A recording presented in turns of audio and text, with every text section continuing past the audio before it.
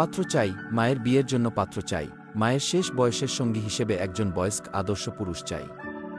আগ্রহীরা বিস্তারিত জানতে ইনবক্স করুন। সোশ্যাল মিডিয়ায় একটা মেয়ের এহেন একখানা পোস্ট দেখে সেখানে চোখ আটকে যায় সাফায়াত চেয়ারম্যানের। মেয়ে হয়ে মায়ের জন্য পাত্র খুঁজছে, বিষয়টা বড়ই অদ্ভুত। আজকাল এমনটা সচরাচর দেখা যায় না। ইন্টারেস্টিং ব্যাপার, সাফায়াত চেয়ারম্যানের বউ মারা গিয়েছে প্রায় 1 বছর হতে চলল। সবকিছুই আগে নিয়মে চলছে, থেমে থাকছে না কিছু। মা মরার কিছুদিন পর ছোট মেয়েরও বিয়ে হয়ে যায়। 2 মেয়েই শ্বশুর বাড়িতে থাকছে। সবাইকে হারিয়ে একা হয়ে যায় সাফায়াত। নিজের দেখাশোনার জন্য কেউ রইল না। নিজের শখের সংসারটা অবহেলায় গড়াগড়ি খাচ্ছে। বাধ্য হয়ে মনে মনে দ্বিতীয় বিয়ে করার সিদ্ধান্ত নিয়েছে সাফায়াত। তাই বিস্তারিত জানতে জান্নাতুল রুহি নামক মেয়েটার সাথে কথা বলল এবং নিজের অবস্থান ও বিস্তারিত সম্পর্কে জানাল। রুহি সবটা শুনে বলল, আপনাকে আমি সরাসরি দেখতে চাই এবং বিস্তারিত সামনাসামনি আলোচনা করতে চাই। সাফায়াত সম্মতি জানাল। পরদিন রুহি দেওয়া লোকেশন অনুযায়ী একটা কফিশকে মুখোমুখি বসেছে দুজন। মানুষ হিসেবে ওনাকে রুহির দারুণ পছন্দ হয়েছে। বেশভূষা, কথাবার্তায় শিক্ষিত আভিজাত্যের ছাপ। মনে মনে বাবার মতো এমন একজন মানসিক খুঁজেছিল রুহি। দুজন টুকটাক কথা বলে রুহি বলল, দেখুন আঙ্কেল, আপনার সম্পর্কে জেনে আপনাকে আমার ভালো লেগেছে। আমাদের সম্পর্কে আপনাকে একটু বলি। অবশ্যই, বলো মা। পাত্রী আমার কে হয় জানেন আঙ্কেল? উনি আমার মা। আমি তার একমাত্র মেয়ে। মেয়ে হয়ে এই বয়সে মায়ের জন্য পাত্রী খুঁজছি, এটা নিয়ে অনেকেই আমায় দেখে টিটকারিমূলক মন্তব্য করে। অবশ্য এতে আমার যায় আসে না। আমার বাবা নেই। সেই ছোটবেলায় আমাদের একা করে মারা গিয়েছে বাবা। তখন আমার বয়স ছিল 4 বছর। তখন আমার মায়েরও অল্প বয়স ছিল। মা চাইলে দ্বিতীয় বিয়ে করতে পারত, কিন্তু আমার মুখের দিকে তাকিয়ে সে পথে যায়নি। আমাদের দেখাশোনার জন্য মাথার উপর কেউ ছিল না। আমার মা বহু কষ্টে আমাকে বড় করছে। মায়ের সে জার্নিটা ছিল বড় বেদনাদায়ক। এরপর মা মেয়ে মিলেই ছিল আমাদের সংসার। এখন আমিও অনেকটা বড় হয়েছি, ভার্সিটিতে পড়ছি, ওখানেই হোস্টেলে থাকি। আমার মা থাকে গ্রামে। উনি মধ্যবয়স্ক, শিক্ষিত একজন নারী। উনার ইচ্ছে মেয়েকে উচ্চশিক্ষায় শিক্ষিত করার। তাই মায়ের স্বপ্ন পূরণে মাকে একা রেখেই শহরে এসেছি আমি।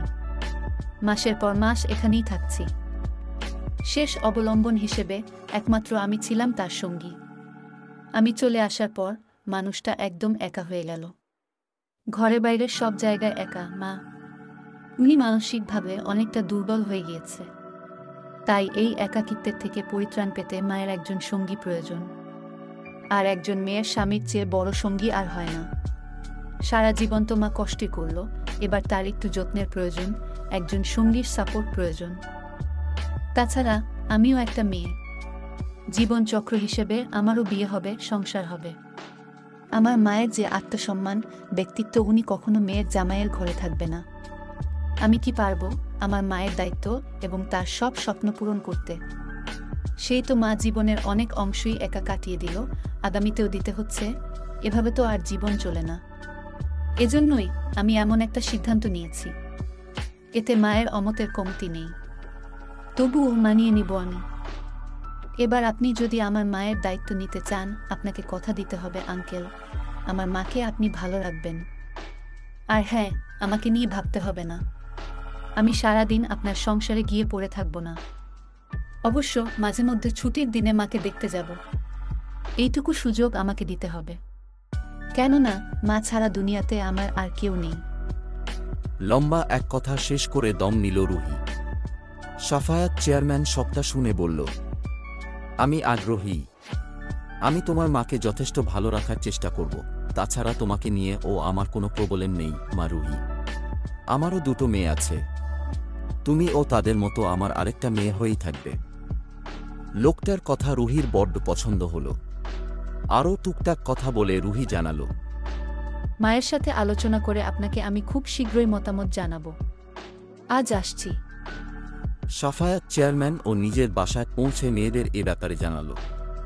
বাবা দ্বিতীয় বিয়ে করবে শুনে মেয়েরা একটু কষ্ট পেলেও বাবার কথা ভেবে ওনারাও সম্মতি দিল এবং দুবোন জানালো মহিলাকে একবার তারা দেখবে। কেননা যাকে তাকে তোর আর মায়ের সংসারের দায়িত্ব দেওয়া যায় না। উদাস মনে দুপুরে রান্না করছিল রুহির মা নেহা সিদ্দিকী। এরই মধ্যে রুহি এসে মাকে পিছন থেকে জড়িয়ে ধরে আদুরে কণ্ঠে শুধালো। কি করছে আমার মেয়েটা? মা আলতো হেসে বলল, এই তো আমার আম্মা জানের জন্য একটু হালুয়া বানাচ্ছি। আমি কিন্তু আমার মেয়ের জন্য পাত্র দেখেছি, আশা করছি। রুহিকে থামিয়ে দিয়ে নেহা সিদ্দিকী গম্ভীর কণ্ঠে বলল, তুই কিন্তু এবার বেশি বাড়াবাড়ি করছিস রুহি। কতবার বললাম আমি এভাবেই ঠিক আছি। আমি তোর বাবাকে এখনো ভীষণ ভালোবাসি রুহি। উনি ছাড়া আমি অন্য কাউকে স্বামী হিসেবে মানতে পারবো না। এভাবে আর কতদিন একা থাকবে আম্মু? আমি জানি তুমি আব্বুকে ভীষণ ভালোবাসো, কিন্তু মানুষটা আর বেঁচে নেই। যে যাওয়ার সে তো চলেই যাবে। তাকে ছাড়াই আমাদের চলতে হয়, জীবন চালিয়ে নিতে হয়। এভাবে আর কত নিজেকে কষ্ট দিবে আম্মু? তোমার একজন সঙ্গীর খুব দরকার। প্লিজ আর অমত করো না আম্মু। কিন্তু তুই ভাবছিস আমি এই বুড়ো বয়সে বিয়ে করলে লোকজন কি বলবে? তোর কি হবে? কে দেখবে তোকে? এখনো তুমি সংসার করার মতো যথেষ্ট ইয়াং আম্মু। লোকজন কি বলল এতে কিছু যায় আসে না আমার। স্বামীর অবর্তমানে ইসলামে দ্বিতীয় বিয়ে করা জায়েজ। লোক কি বলল, কি ভাবল, উনাদের কথা ভেবে নিজেকে কষ্ট দেওয়ার কোনো মানেই হয় না আম্মু। আর আমার কথা ভাবছো? আমি আর এখন ছোট নেই আম্মু। তোমার মেয়ে যথেষ্ট বড় হয়েছে। তাই তুমি এখন আমার মেয়ে আর আমি তোমার মা। মা হয়ে আমি আমার মেয়ের ভবিষ্যতে নিয়ে চিন্তিত। আমি সারাক্ষণ দূরে থাকি অথচ মন পড়ে থাকে তোমার কাছে। তুমি সম্পূর্ণ একা থাকো, কখন কোনো বিপদ হয় সারাক্ষণ ভয়ে থাকি আমি। হঠাৎ অসুস্থ হয়ে পড়লেও তোমাকে দেখার মতো কেউ নেই। তোমার একটা স্থায়ী নিরাপত্তা দিতে পারলে আমি দূরে থেকেও নিশ্চিন্তে থাকতে পারবো আম্মু। ত্যাগ তো কম করনি আমার জন্য, প্লিজ আম্মু আর অমত করো না। এরপর ও নেহা সিদ্দিকী অমত করলেও মেয়ের যুক্তির সাথে পেরে উঠল না। অগত্যা বাধ্য হয়ে হ্যাঁ সূচক সম্মতি দিল উনি। একটু ভালো থাকার জন্য, একটু বাঁচার জন্য আমরা কখনো কখনো মনের বিরুদ্ধে গিয়েও জীবনকে তার মতো চালিয়ে নিতে হয়। মায়ের সম্মতি পেয়ে রুহি আর দেরি করল না। অগোচরে বার কয়েক সাফায়াত চেয়ারম্যানের গ্রামে গিয়ে উনার বিষয়ে খবরাখবর নিয়ে দেখেছে কোথাও কোনো আপয়কর বিষয়ে নজরে পড়েনি তার। এরই মধ্যে একবার মায়ের সাথে লোকটার আলাপ করিয়ে দিয়েছে। হাসি খুশি দুবোন ও লোকজনের অবর্তমানে নেহা সিদ্দিকীকে একবার দেখে গিয়েছে।